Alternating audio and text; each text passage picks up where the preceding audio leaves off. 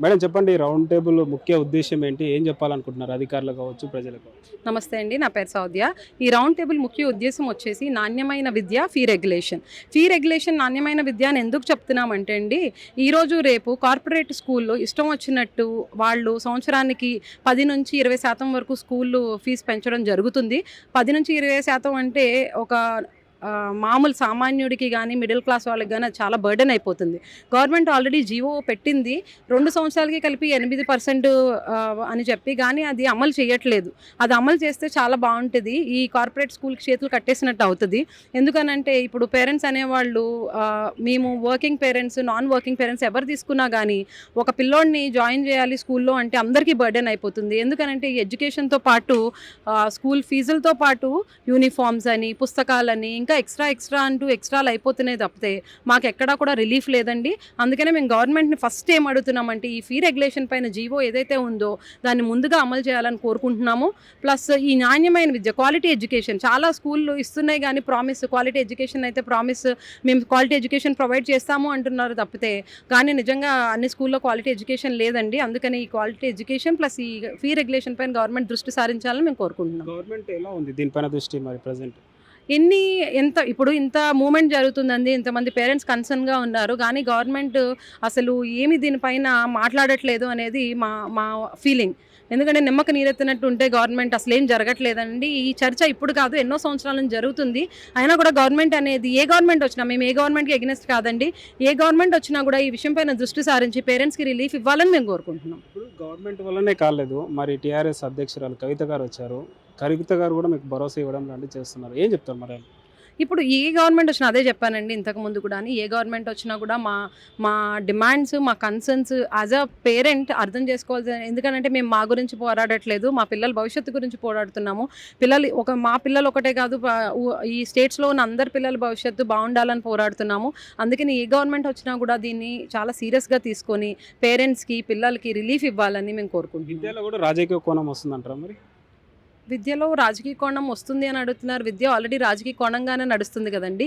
ఇప్పుడు కార్పొరేట్ స్కూళ్ళు, ప్రైవేట్ స్కూళ్ళు 70% ఓన్ చేసింది పొలిటీషియన్స్ ఉన్నారు. ఆల్రెడీ రాజకీయ కోణం ఉంది కాబట్టే ఆ జీవోలు పాస్ అవ్వడానికి ఇంత టైం పడుతుంది. ఏమన్నా విద్యా రంగంలో ఏమన్నా మార్పులు చేయాలన్నా కూడా టైం పడుతుంది అని అంటే రాజకీయ ఇంటర్ఫియరెన్స్ ఉంది కాబట్టి ఇంత టైం పడుతుంది కదా. ఓకే. సో ఫైనల్‌గా మీ డిమాండ్స్ ఏంటి? ఏం చెప్పాలనుకుంటున్నారు? మా డిమాండ్స్ కన్నా నేను కన్సర్న్స్ అని చెప్తానండి. ఇది ఒక పేరెంట్స్ బాధ అని చెప్తాను. మేము డిమాండ్స్ అని చెప్పట్లేదు. మా డిమాండ్స్ కాదు, మా బాధ ఏంటనంటే దయుంచి కార్పొరేట్ విద్యా సంస్థలు కానీ, ప్రైవేట్ విద్యా సంస్థలు కానీ, గవర్నమెంట్ విద్యా సంస్థలు కానీ నాణ్యమైన ఎడ్యుకేషన్ని ప్రొవైడ్ చేయాలి. ప్లస్ ఇష్టం వచ్చినట్టు ఫీజులు పెంచుకుంటూ పోతే మాకు చాలా ఇబ్బంది అవుతుంది. ఆ ఫీ రెగ్యులేషన్ అనేది ఉండాలి. ప్రతి స్కూల్లోని పీటీఐ అనేది ఉండాలి, పేరెంట్ టీచర్ అసోసియేషన్. పేరెంట్స్కి తెలియాలి ఎందుకు స్కూల్ ఫీజులు పెంచుతున్నారు అని. ప్లస్ ఈ యూనిఫామ్స్ గురించి, ప్లస్ బుక్స్ గురించి, ఎక్స్ట్రా కరికులర్ యాక్టివిటీస్ గురించి ఎక్స్ట్రా డిమాండ్ చేయడం అనేది స్కూల్ వాళ్ళు మానుకోవాలి. దీనిపైన రెగ్యులేషన్స్ అయితే రావాలని మేము కోరుకుంటున్నాం. మేడం ఏం చెప్పాలనుకుంటారు ఈ మీటింగ్ ఉద్దేశంతో? ఏం చెప్పాలనుకుంటున్నారు? నా పేరు బాకారం లావణ్య అండి. నేను ఈరోజు సోమాజిగూడ ప్రెస్ క్లబ్లో నాణ్యమైన విద్య కోసం రౌండ్ టేబుల్ సమావేశం నిర్వహించడం జరిగింది. ఈ సమావేశానికి ముఖ్య అతిథులుగా కల్వకుంట్ల కవిత గారు కూడా రావడం జరిగింది. వచ్చి తన అభిప్రాయాన్ని తను చెప్పడం జరిగింది.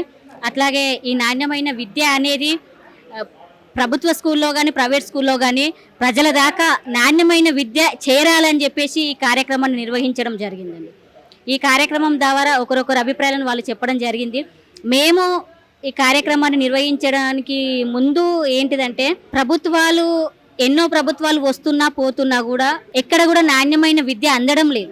ప్రైవేట్ స్కూళ్ళల్లో మరీ ఘోరంగా డబ్బులు తీసుకొని, కరోనా టైంలో ఎవరైతే స్కూల్లో చదువుకున్న విద్యార్థులకు కూడా కరోనా టైంలో అప్పటి డబ్బులు కూడా కట్టాలి అని చెప్పేసి కడితేనే హాల్ టికెట్ ఇస్తాం, కడితేనే మళ్ళీ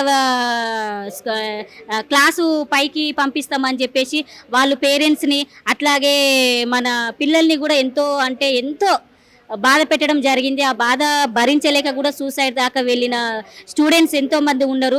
ఈ ప్రభుత్వానికి మేము ఒకటే డిమాండ్ చేస్తూ ఉన్నాం, నాణ్యమైన విద్యను అందించడంలో మీరు చాలా మైనస్ పాయింట్లో ఉన్నారు. కాబట్టి రేవంత్ రెడ్డి గారు ఇప్పటికైనా కళ్ళు తెరుచుకొని మీ యొక్క ప్రభుత్వానికి మేము విజ్ఞప్తి చేస్తున్నాం, నాణ్యమైన విద్యను ప్రతి ఒక్కరికి అందించండి. ఎందుకంటే తల్లిపాలు లాంటి స్వచ్ఛమైన విద్యను మన ప్రజలకు, మన విద్యార్థులకు అందివ్వండి అని చెప్పేసి మీడియా ముఖంగా తెలియజేస్తున్నాను. నాణ్యమైన విద్య మీరు కావాలంటున్నారు. చాలా మందికి స్కూల్ మారడం కానీ ప్రైవేట్ స్కూళ్ళతోటి కూడా చాలా ప్రాబ్లమ్స్ ఫేస్ చేస్తున్నారు. ఎట్లా అనిపిస్తుంది ఇదంతా వస్తుంది? ఇదంతా చూస్తుంటే ఏమనిపిస్తుందంటే ఎన్ని ప్రభుత్వాలు మారినా కూడా విద్యలో మాత్రము మార్పు మాత్రం రావడం లేదు. ఏ ఒక్క నాయకుడు వచ్చినా కూడా విద్యలో మాత్రం మార్పు రావడం లేదు. ఈ మార్పు రావాలంటే మరి ప్రజలే చైతన్యం కావాలి. ప్రజలు ఎవరైతే యాజ్ ఏ పేరెంట్స్ ఉన్నారో, పేరెంట్స్ పిల్లలు అందరూ ఏకతాటికి వచ్చి ఇప్పటికైనా మొన్న ఆర్టీసీ వాళ్ళు ఎట్లా చేసిరో, ఉద్యమకారులు ఎట్లా చేసిరో అట్లనే పేరెంట్స్ పిల్లలు కూడా వచ్చి మరి ఏమంటారు బాబు, మరి రేవంత్ రెడ్డి గారు మీతో కొట్లాడి మరి మాకు యాస్ట్ వస్తుంది, మరి ఇప్పటికైనా విద్యాశాఖ నీ దగ్గరనే ఉంది కదా, మరి ఇస్తావా ఇయ్యవా, మరి ఎంతవరకు అన్యాయం, ఇంకెంతమందికి అన్యాయం చేసుకుంటూ పోతావు అని చెప్పేసి గట్టిగా మాట్లాడి నిరసన కార్యక్రమాలు తెలియజేస్తే తప్ప ఇది ముందుకు సాగదని చెప్పి ఈ మీడియా ముఖంగా ప్రతి ఒక్క పేరెంట్స్కు పిల్లలకు కూడా మేము చెప్పేది కంపల్సరీ మీరందరూ ఏకతాటికి రండి. ఇంతకుముందు కవిత గారు అదే చెప్పారు.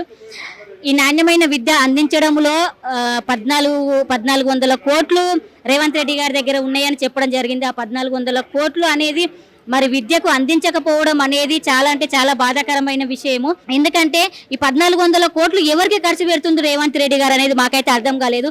ఇప్పటికైనా కూడా విద్య కోసం ఖర్చు పెట్టాలని చెప్పేసి, అట్లాగే దానికోసం ఇప్పుడు ఏదైతే కల్వకుంట్ల కవిత గారు చెప్పారో కలెక్టర్కు ప్రజా సంఘాలు, ఉద్యమ సంఘాలు, ప్రతి ఒక్క పార్టీలకు అతీతంగా, కులాలకు అతీతంగా, మతాలకు అతీతంగా ప్రతి ఒక్కరము ఉద్యమించి మన కలెక్టర్ ఆఫీస్ దగ్గరికి వెళ్ళి నిరసన కార్యక్రమం తెలియజేద్దామని వాళ్ళు పిలుపునివ్వడం జరిగింది. ఆ పిలుపు మేరకు మేము కూడా అంగీకరిస్తూ దాన్ని కూడా విజయవంతం చేస్తామని చెప్పి తెలియజేస్తాం. సామాజిక కార్యకర్త వెంకటరెడ్డి గారు అయితే మనతో ఉన్నారు. ప్రజెంట్ ఫీజు గురించి కూడా ఈరోజు సోమాజిగూడలో భారీ ఎత్తున చర్చ కూడా జరిగింది. ముఖ్య అతిథిగా కవిత గారు కూడా వచ్చారు. ఒకసారి అడిగి తెలుసుకుందాం. సార్ నమస్తే సార్, చెప్పండి సార్, ఏం చెప్తారు? ఫీజులు కూడా విచ్చలవిడిగా పెంచుతున్నారు, ప్రైవేట్ సంస్థలు కూడా విచ్చలవిడిగా ఫీజులు పెంచుతున్నారు అని ఆరోపణలు వస్తున్నాయి, ఏం చెప్తారు? యాక్చువల్లీ తెలంగాణలో 47 లక్షల మంది ప్రైవేట్ స్కూల్లో చదువుతున్నారు. 65% మంది పిల్లలు వీళ్ళు. ఈ పిల్లల ఫీజులు చాలా పెరుగుతున్నాయి. 1,00,000 నుంచి మొదలైతే 10 లక్షల దాకా కూడా ఉన్నాయి తెలంగాణలో. ఇది నియంత్రణ లేనితనం. ఇది ఈరోజు సమావేశం ఏంటంటే తల్లిదండ్రుల మీద భారం పడకుండా చట్టాన్ని తీసుకురావాలి. ఫీజుల నియంత్రణ చట్టం, విద్యా కమిషన్ ఇచ్చిన సూచన మేరకు ఫీజుల నియంత్రణ చట్టాన్ని తీసుకురావాలని చెప్పి ఈరోజు, అదేవిధంగా నాణ్యమైన విద్యకు చాలా దూరంలో ఉన్నాం మనము. నాణ్యమైన విద్య అందించడానికి ప్రభుత్వాలు పూర్తిగా బాధ్యత వహించాలని ఈరోజు సమావేశం. ఇంకొక విషయం ఏంటంటే ఈ విషయాన్ని కాంగ్రెస్ పార్టీ కానీ అదర్ పార్టీస్ కానీ పొలిటికల్ పార్టీస్ దీన్ని అంటున్నారు కానీ అమలు చేయడం లేదు. అమలు చేయడానికి ఈరోజు సమావేశం ఏర్పాటు చేయడం జరిగింది. ముఖ్యంగా తెలంగాణలో విద్యాశాఖ మంత్రిని ఇప్పటివరకు అనౌన్స్ చేయలేదు, రేవంత్ రెడ్డి గారే తీసుకున్నారు అది ఆ శాఖ. ఏం చెప్తారు మరి? పోలీస్ శాఖ మంత్రి అయినా కానీ విద్యాశాఖ మంత్రి కానీ ఇంతవరకు చెప్పలేదు. మంత్రివర్గంలో లేకపోవడం కూడా ఒక ప్రధానమైన కారణం. ఒక మంత్రి లేకపోతే యాక్సెస్ ఉండదు, వాళ్ళని కలవడానికి సమయం ఉండదు, మాలాంటి వాళ్ళని కూడా కలవడానికి సమయం ఉండదు ముఖ్యమంత్రులను. కాబట్టి విద్యాశాఖ మంత్రి ఉండడం అనేది చాలా ముఖ్యం. కానీ చాలామంది ఏమంటారంటే ముఖ్యమంత్రి దగ్గరనే ఉంది కాబట్టి అన్ని పనులు అవుతాయని. బట్ ఆ పనులు కాకుండా చాలా స్లోగా అవుతున్నాయి. కాబట్టి పూర్తి విద్యాశాఖ మంత్రి ఉండాల్సిన అవసరం ఎంతైనా ఉన్నది. తెలంగాణ రక్షణ సేన కవిత గారు అధ్యక్షులు మీకు సపోర్ట్గా మద్దతు ఇవ్వడానికి వచ్చింది, ఉచిత విద్య అనేసి. ఏం చెప్తారు మరి? రాజకీయ పార్టీలు ఇటువంటి వాగ్దానాలు చేయడం చాలా ముఖ్యము.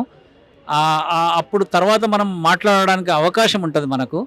ముఖ్యంగా పిల్లల విషయం కానీ ఎడ్యుకేషన్ కానీ రాజకీయ అంశం కాలేదు ఇప్పటి వరకు. కవిత రావడంతో చాలామంది మాట్లాడుతున్నారు రాజకీయంగా. ఎడ్యుకేషన్ అనేది రాజకీయ పరంగా చేస్తేనే అవుతుంది ఇది. కాబట్టి కవిత రావడం చాలా మంచి పరిణామం అని మేము అనుకుంటున్నాం. ఎవరి నిర్లక్ష్యం వల్ల ఇదంతా ఫీజు విచ్చలవిడిగా పెంచడానికి కారణం?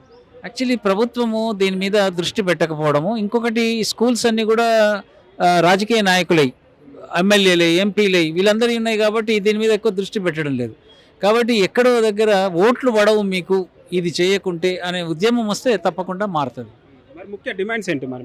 ఇందులో నియంత్రణ చట్టాన్ని ఏర్పాటు చేయాలి.